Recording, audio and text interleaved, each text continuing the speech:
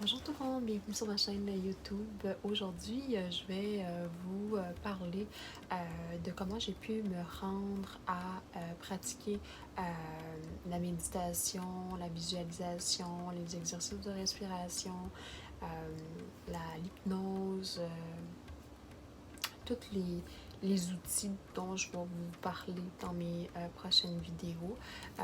Je vous montre un peu le parcours que j'ai eu avec les expériences de vie que j'ai eues ainsi que les traumatismes que j'ai pu avoir au courant de ma vie pour que vous puissiez comprendre le cheminement de comment j'ai pu en arriver là. Si vous ne le savez pas, je suis née en Argentine, alors je suis une immigrée. Je suis arrivée à l'âge de 6 ans, alors c'était un clash total. Quand je suis arrivée ici, je ne comprenais rien. C'était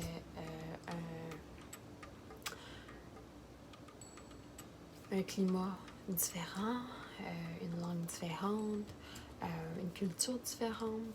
À l'école, c'était différent. J'ai détesté l'école ici, dans le sens où je me rappellerai toute ma vie. J'arrivais le matin, je me préparais, j'embarquais dans un bus scolaire jaune qui m'amenait à l'école, il faisait noir. J'arrivais à l'école c'était couleur pastel, avec des barreaux, ses fenêtres, des néons. Je ressortais de là à 4 heures, il faisait encore noir. Euh, on était là 8 heures en Argentine, on allait le matin ou l'après-midi à l'école, alors c'était dehors, il faisait beau, on avait du fun, puis après ça, on avait soit notre après-midi ou notre avant-midi à nous, ce qui était vraiment génial pour des kids. Euh, Ça, c'était une première expérience de vie traumatisante. Par la suite, dans cette année-là, je suis embarquée dans l'autobus jaune scolaire et je me suis endormie. Et je me suis réveillée dans un entrepôt, un garage, un stationnement à air ouverte. Il pleuvait à Sio. J'étais traumatisée, je voulais mourir, je parlais pas le français. J'essayais d'ouvrir la porte, j'étais pas capable d'ouvrir la porte.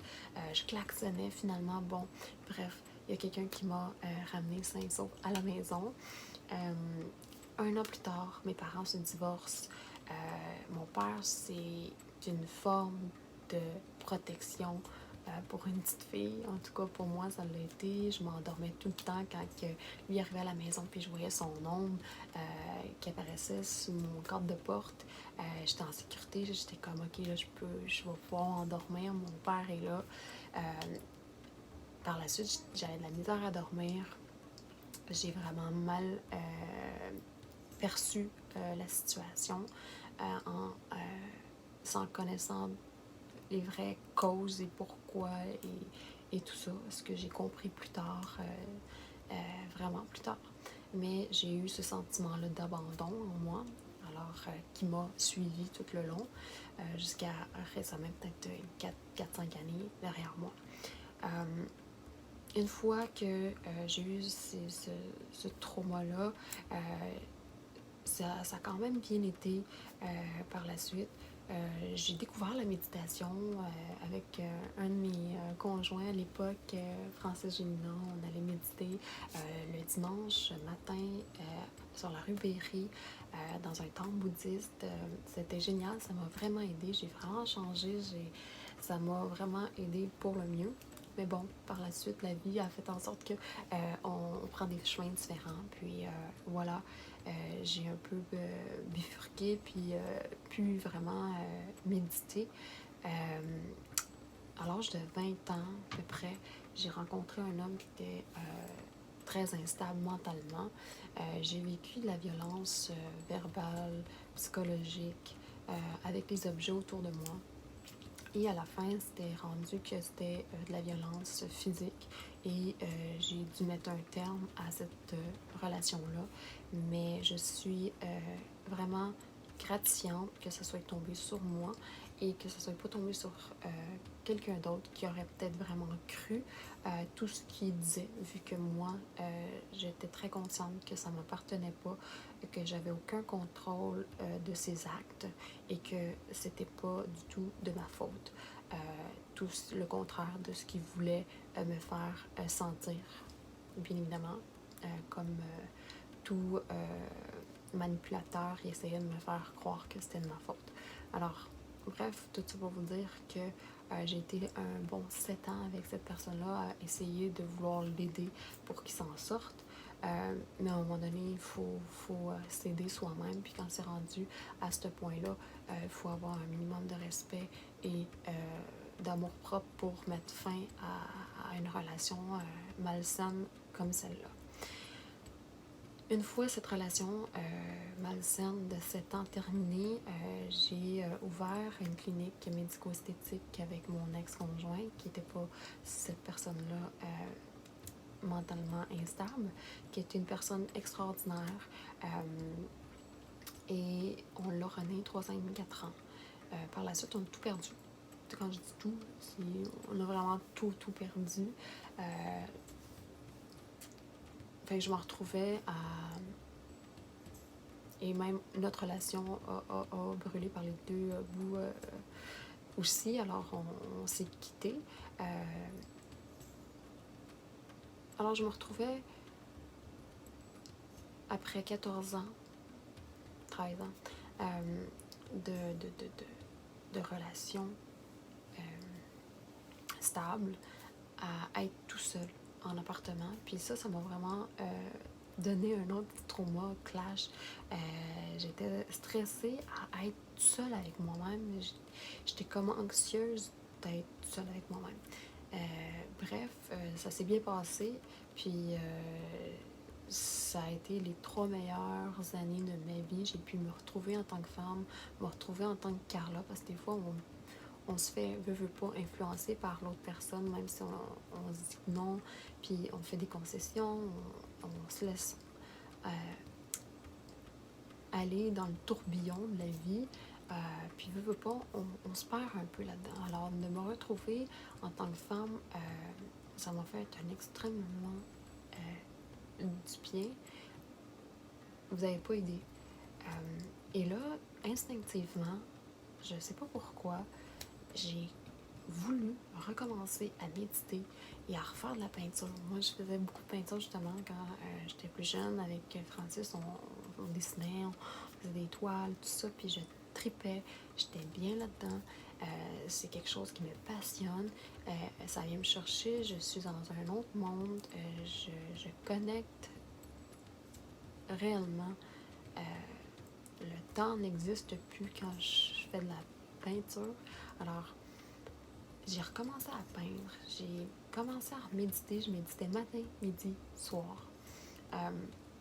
J'ai fait de la visualisation, j'ai fait de l'hypnose, auto-hypnose, j'ai fait du tapping, tous les livres de développement personnel, je les ai tous lus, tous les exercices qu'ils disaient de faire, je le faisais devant le miroir, même si j'avais l'air folle.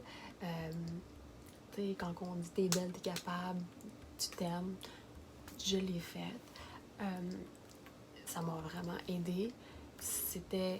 J'ai été chanceuse parce que durant cette période-là, je travaillais pour Sandoz Canada. Puis, ils ont eu un litige avec une compagnie et nous, il fallait rester neutre en tant que travailleur de cette compagnie-là.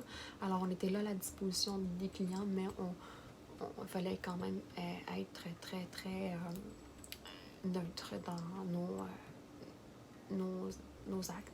Alors, j'ai été chanceuse et ça, j'en suis reconnaissante à 10 millions.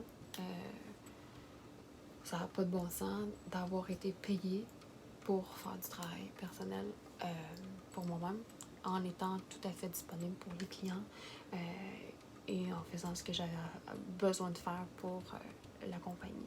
Mais ça a été 3 mois. Je ne savais pas si ça allait être 2 mois, 1 semaine, 3 semaines, 2 jours. J'avais aucune idée, mais ça se pouvait que je perde ma job. Alors, je me retrouvais encore dans une position où j'allais tout perdre encore. Alors, c'était un autre stress on peut appeler ça un petit trauma, dans le sens que c'est toujours très intense. Je venais de me prendre cet appartement-là, j'avais ma nouvelle voiture. Fait que j'avais des choses à payer, je me voyais mal d'aller retourner au travail au salaire minimum. J'ai commencé à envoyer des CV un peu partout, même si je méditais matin, midi et soir, puis à faire tous ces exercices-là. Puis à un moment donné, quand que il y a eu un moment où je suis allée faire une entrevue, je me suis assise, j'ai regardé l'environnement, je me suis levée et je suis partie. Puis quand je suis arrivée à la maison, je me suis assise sur mon divan. Puis c'est comme si j'avais eu 350 livres là, qui sont partis sous mes épaules. J'avais une libération totale. J'ai lâché prise. Puis là, j'ai su c'était quoi vraiment lâcher prise. Quand on dit lâche prise, mais là, j'ai su vraiment concrètement c'était quoi le lâcher prise. Parce que là, j'avais pas de job nécessairement. Oui, j'étais payée en ce moment, mais peut-être que demain, j'allais plus avoir de travail. Fait que tout était comme dans le néant. C'était pas certain. Alors, moi, je décidais de lâcher prise à un moment de ma vie où tout était possible. Puis, j'aurais pu vraiment revirer ça dans le négatif, puis dans le drama, puis venir complètement dingue. Mais à l'opposé, j'ai juste lâché prise. J'ai fait, it is what it is. Il viendra ce qui arrivera. Et, je fais confiance à la vie, puis je me suis juste plongée à méditer matin, midi et soir, puis à faire tous mes petits exercices, puis à me déconnecter complètement du monde. Je ne voyais plus personne, je sortais pas. J'étais seule avec moi-même en me reprogrammant mon cerveau pour que je sois une meilleure version de moi-même. Puis, tu sais, qu'on m'a inculqué de 0 à 7 ans, c'était pas ce que je voulais. Alors, aujourd'hui, tu sais, en tant qu'adulte, j'en suis consciente, j'avais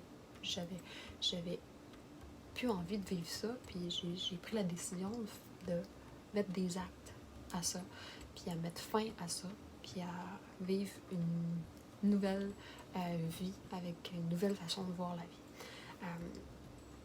Alors, j'ai médité sur le fait de tout, de la séparation de mes parents, de tous les traumas que j'ai pu avoir. Et puis là, j'ai compris que c'était toute une question de perception, puis nos sentiments. Oui, j'ai eu un sentiment d'abandon, mais est-ce que j'ai vraiment été abandonnée? Non, comme je vous l'ai dit dans mon autre vidéo. Alors, c'était juste l'histoire que je me racontais à moi-même. Et ça change tout. Ça change tout. Alors, j'ai décidé de me raconter une autre histoire. Puis quand j'ai parlé avec mon père, j'ai compris autre chose que plus jeune, j'avais pas nécessairement eu la chance de comprendre. J'ai vu sa vision, pourquoi il a fait ça. J'ai vu qu'il était quand même là pour nous, même si physiquement il était loin. Alors j'ai pu guérir de ça et de lui donner une autre perception que de l'abandon. Et là, c'est là que j'ai commencé à comprendre comment que le corps fonctionnait, puis comment que on est puissant dans notre être, de pouvoir changer les situations à notre faveur, puis à notre vision. Alors, si, c'est sûr que je vais vous donner un exemple banal. Il y a bien des gens qui ont une situation plate, banale comme un flat. Ben, c'est sûr que si la situation, tu peux rien y changer à la situation, tu as un flat. Tu peux pas revenir en arrière, tu peux rien faire. C'est ça qui est ça. It is what it is. Mais si tu dis, OK, bon ben, parfait, je vais le changer, mon flat, mais je vais le changer avec le sourire, puis avec la mentalité, puis la vision me dit, ben, tu sais, peut-être que si j'avais pas eu ce flat-là, je serais peut-être morte 2-3 kilomètres plus loin. Tu sais, ça m'a peut-être sauvé la vie, puis je le sais même pas, tu sais, rien n'arrive pour rien dans la vie. Ou de voir cette situation-là vraiment comme si c'était la fin du monde, puis que tout nous arrivait sur nous, puis être marabout, puis de le faire dans un mood qui est pas le fun. Alors, c'est des situations dans toutes les situations, dans toutes les expériences de vie on a le pouvoir de voir comment qu'on voit la situation, la perception. C'est juste ça. Puis il y en a encore là qui comprennent pas ma façon de penser, puis je vous respecte de... Puis je suis pas là en train de dire « Ah, tout est beau, tout est rose, puis la vie est belle. » Puis je cache. Non, je suis consciente de ce qui arrive, mais est-ce que je peux comprendre que c'est peut-être pas une excellente situation optimale, positive, mais ok, qu'est-ce que je peux en retirer de cette situation-là qui va me donner des possibilités ou des opportunités à que j'arrive à quelque chose de positif. Il y a toujours de quoi. Fait que, tu sais, il y a tout le temps du positif dans du négatif, puis ça, il faut apprendre à le développer. Puis, tu sais, à chaque fois que j'avais une pensée négative dans ma tête, parce que ça, c'est inévitable, on est comme ça les humains, on est plus négatif que positif à la base. C'est comme ça qu'on nous a programmés. Alors, si on comprend ça, puis on prend conscience de ça, on va pouvoir mettre le doigt dessus puis dire « Ok, ça c'est une mauvaise pensée que j'ai, c'est une mauvaise pensée négative, je vais la changer tout de suite. » Mais ça, c'est dans la conscience, puis au début, c'est comme un peu difficile de le faire, mais à un moment donné, ça devient le fun, puis à un moment donné, ça devient automatique.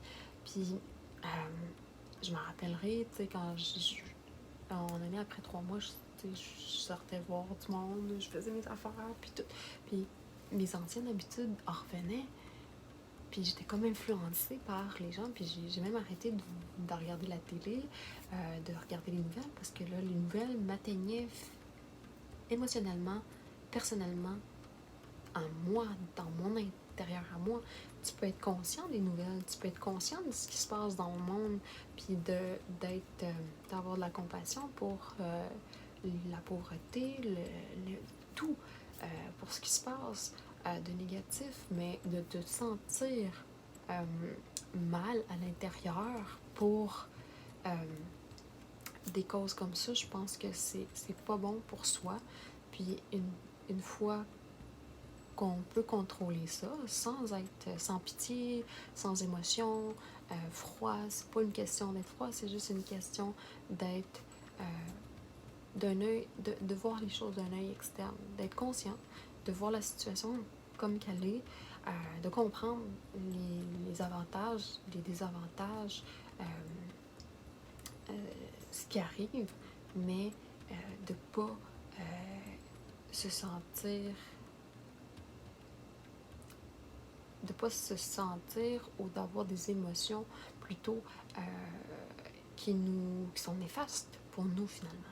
Alors c'est ça, au début ça a été difficile de m'intégrer un peu, parce que des fois j'étais avec des gens puis je prenais un peu de recul, puis là je regardais la situation de loin, puis j'étais dans ma tête, puis je me disais ok, pourquoi j'ai de la misère à pas faire ce que je fais chez nous tout seul, puis tu sais, je me laisse influencer, puis tu sais, force à le faire, puis à être consciente, puis à vouloir, mais c'est devenu une habitude maintenant, puis c'est facile, c'est inné, mais tu sais, il faut vouloir pour changer. Puis il n'y a pas personne d'autre qui va le faire pour vous. Alors voilà, c'est sûr que après cette situation-là, j'ai été très chanceuse. La vie est bien faite. J'ai été transférée dans une compagnie avec le même salaire, les mêmes conditions pour 1 an. Alors ça me laissait le temps de respirer un peu, puis de voir un peu où est-ce que je m'enlignais. Puis voilà ce que je veux dire par faire confiance à la vie. J'avais aucune idée, puis j'ai lâché prise, puis j'ai fait il arrivera ce qui arrivera, je suis en santé, je suis bien, je suis là dans le moment présent, je suis bien, je m'aime, j'ai pas de maladie, je respire, je me sens bien, ça va bien aller. Puis pas de stresser, parce que plus qu'on stresse pour le futur, c'est là qu'on fait de l'anxiété. Puis quand on fait de l'anxiété, c'est tout le temps une projection du futur. Puis quand on fait de la dépression, qu'on est dépressif, c'est parce qu'on regarde notre passé. Puis on a des remords, ou peu importe, on est dépressif. Alors, faut juste être conscient de comment qu'on fonctionne, puis de connaître les outils, puis de connaître un peu comment on peut déjouer tout ça pour avoir un peu plus le contrôle de soi et de ses émotions. Une fois ce trauma-là que j'ai eu par rapport à la compagnie et tout ça, j'ai quand même perdu ma mère, mon être le plus cher, est décédé en 2018. Ça a été une épreuve très, très marquante dans ma vie également, qui n'a pas été facile. Elle avait un cancer du poumon généralisé. Quand on l'a su, il était déjà trop tard. On lui donnait une expérience de vie de 6 mois. Elle a vécu 3 mois. Je l'ai vue d'autonome à plus autonome du tout, à échanger les couches, à la laver, à lui donner de la médication, à pu être capable de marcher. C'est quelque chose de voir quelqu'un dégradé aussi vite. Et c'est trop vite. Alors, on prend conscience que la vie est fragile. Tout peut nous arriver du jour au lendemain. Il ne faut rien prendre pour acquis. Puis je pense que c'est une des plus belles choses qui me soit arrivée de vivre toutes ces expériences-là de vie. Parce que maintenant, je sais qui que je suis. Puis, je sais que si j'ai plein de choses alentour de moi, que ce soit des humains ou des objets, rien n'est pour acquis. On peut tout perdre du jour au lendemain. J'ai tout perdu du jour au lendemain. On avait un condo, j'avais une Mercedes, j'avais ma clinique, on était bien, puis du jour au lendemain, tout perdu. On a passé au feu, du jour au lendemain, t'as plus rien. Ma mère, c'était la mère la plus extraordinaire au monde, puis du jour au lendemain, elle n'est plus là. Alors, faut revenir un peu à la source, puis revenir un peu sur la terre, puis c'est-à-dire de prendre conscience des bonnes choses, des bonnes valeurs, puis de qui qu'on est, puis de travailler sur soi, parce que sur soi, quand on travaille sur soi, on va partir avec ça. Tandis qu'avec un laptop, une Audi, une Mercedes, un condo, tu partiras pas avec ça quand tu vas finir tes jours. Puis, quelque chose que je dis souvent, on est seul et nu, et on meurt seul et nu. Alors, ce qu'on porte, la vie ne fait pas le moine, ce qu'on porte et ce qu'on a, on l'emmènera pas avec nous, mais la connaissance, puis le travail que vous avez mis sur vous, là, ça va être gratifiant, puis ça va être beaucoup plus bénéfique, je pense, s'il y a d'autres vies et qu'on se réincarne, ou peu importe ce qui arrivera, mais je pense que ça va être plus gratifiant de partir avec une richesse intérieure que extérieure. Alors sur ça, je vous dis que c'est juste une question de perception, de voir les choses. Il y a tout le temps le yin et le yang, le noir et le blanc, puis c'est de trouver du blanc dans le noir, puis de changer nos perceptions pour qu'on se sente bien là-dedans, puis qu'on ait une bonne émotion, un bon sentiment. C'est qu'on se sente bien dans le fond, puis de passer un bon moment. La vie est courte. Alors, sur ça, je vous dis, si vous aimez mes vidéos et le concept, vous pouvez faire un petit like, puis partager. Puis, je vous dis à bientôt. Bye!